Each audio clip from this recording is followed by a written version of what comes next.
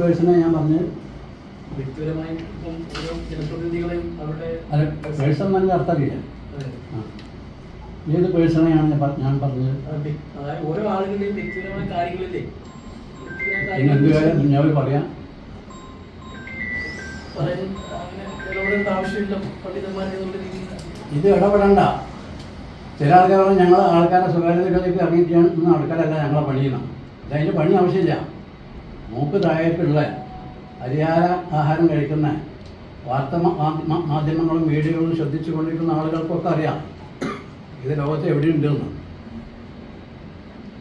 ഞാൻ പറഞ്ഞല്ലോ, അത് അങ്ങനെ ഒരു സ്വഭാവം ഇല്ലാത്ത ആൾക്കാർ കൈ പൊക്കാൻ പറഞ്ഞാൽ എത്ര ആൾ പൊക്കുന്നാണ് ഞാൻ ചോദിച്ചത്. ആരും പൊക്കൂല എന്നാണ് നിങ്ങളെ വാർത്താമാധ്യമക്കാർ ചിലർ റിപ്പോർട്ട് ചെയ്തത്. ആരും പൊക്കൂല എന്നുള്ളതും എത്രയാൾ പൊക്കും എന്നുള്ളതും വളരെ വ്യത്യസ്തമാണ്. ഭാഷ അറിയാത്തതുകൊണ്ടാണോ എന്തോ അറിയില്ല. എത്രയാൾ കൈ പൊക്കുന്നാണ് ഞാൻ ചോദിച്ചത്. നിങ്ങളെ കൂട്ടപ്പെട്ട ചിലർ റിപ്പോർട്ട് ചെയ്ത് ആരും കൈ പൊക്കൂല. രണ്ടും ഒന്നുമല്ലല്ലോ. വാർത്താമാധ്യമക്കാരുടെ അടിസ്ഥാനപരമായ ബാധ്യത, ധാർമ്മിക ബാധ്യത സത്യം മുറുകെ പിടിക്കുക എന്നുള്ളതാണ്.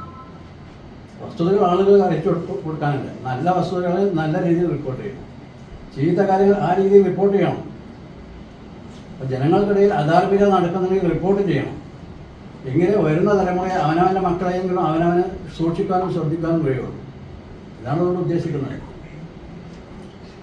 ആ വാക്കുകൾ തെറ്റായി വ്യാഖ്യാനിച്ചു എന്നുള്ളതാണ്.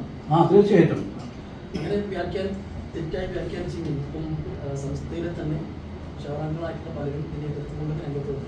അവരും അങ്ങനെ തെറ്റായി വ്യാഖ്യാനിച്ചതാണ്. സമസ്ത ബോർഡ് ചർച്ച ചെയ്യേണ്ടത്. സമസ്ത ഞാൻ കേട്ടില്ല. ഞാൻ വാർത്താ സമ്മേളനത്തിന് ഉണ്ടായിട്ടില്ല. താങ്കളുടെ വ്യക്തിപരമായ നിലപാടാണ് എന്നുള്ളതാണ്. അത് തങ്ങളുടെ വ്യക്തിപരമായ നിലപാട്. അധർമ്മത്തിനെതിരെ ശബ്ദിക്കേണ്ടതും സംസാരിക്കേണ്ടതും സമസ്തയുടെ ബാധ്യതയല്ലെങ്കിൽ പിന്നെ സമസ്തയുടെ ബാധ്യത എന്താ? സമസ്ത മുമ്പ് ഉണ്ടാക്കിയിട്ടുള്ള അതിനു വേണ്ടിയാണ്. അദ്ദേഹം സംസ്ഥയുടെ സംസ്കാരത്തിന് യോജിക്കാത്തതായിരുന്നു ആ പരാമർശം എന്നുള്ളതാണ് ഇന്നലെ അദ്ദേഹം പറഞ്ഞത്. സമസ്തയുടെ സംസ്കാരം ഞാൻ ഈ വ്യക്തിപരമായ പരാമർശം നടത്തിയെന്ന് നിങ്ങളെല്ലാവരും കുപ്രചരണം നടത്തിയതുകൊണ്ടാണ് അദ്ദേഹം അങ്ങനെ മനസ്സിലാക്കിയത്. ഞാൻ ചോദിച്ചപ്പോൾ പേഴ്സൺ എന്നെങ്കിൽ അർത്ഥം അറിയുമെന്ന് ചോദിച്ചു. ഏത് പേഴ്സണെയാണ് ഞാൻ അധിക്ഷേപിച്ചത്? മറുപടി ഉണ്ടായിട്ടില്ലല്ലോ.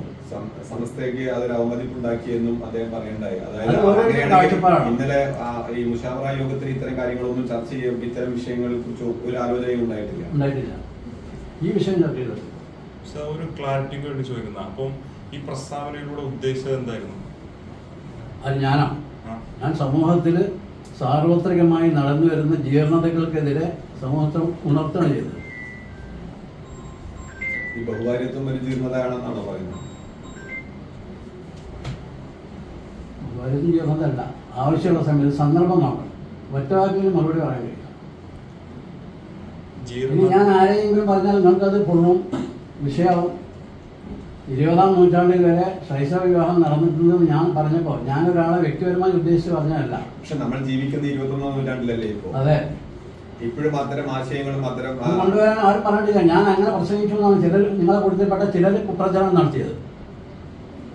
ബഹുഭാര്യത്വം വീണ്ടും കൊണ്ടുവരണം, അത് പ്രോത്സാഹിപ്പിക്കണം. ശൈശവ വിവാഹം വീണ്ടും കൊണ്ടുവരണം, പ്രോത്സാഹിപ്പിക്കണം. ഞാൻ പറയാത്തതാണോ? ഞാൻ പറഞ്ഞ സെന്റൻസുകളിൽ, വാക്കുകളിൽ ആ അർത്ഥമുള്ള ഏതെങ്കിലും വാക്ക് നിങ്ങൾക്ക് പുനരുദ്ധരിക്കാവുന്നതാണ്. നമ്മൾ പലയിടത്തും ഉദ്ധരിച്ചു കാര്യങ്ങളൊക്കെ വീണ്ടും ഉദ്ധരിക്കാം.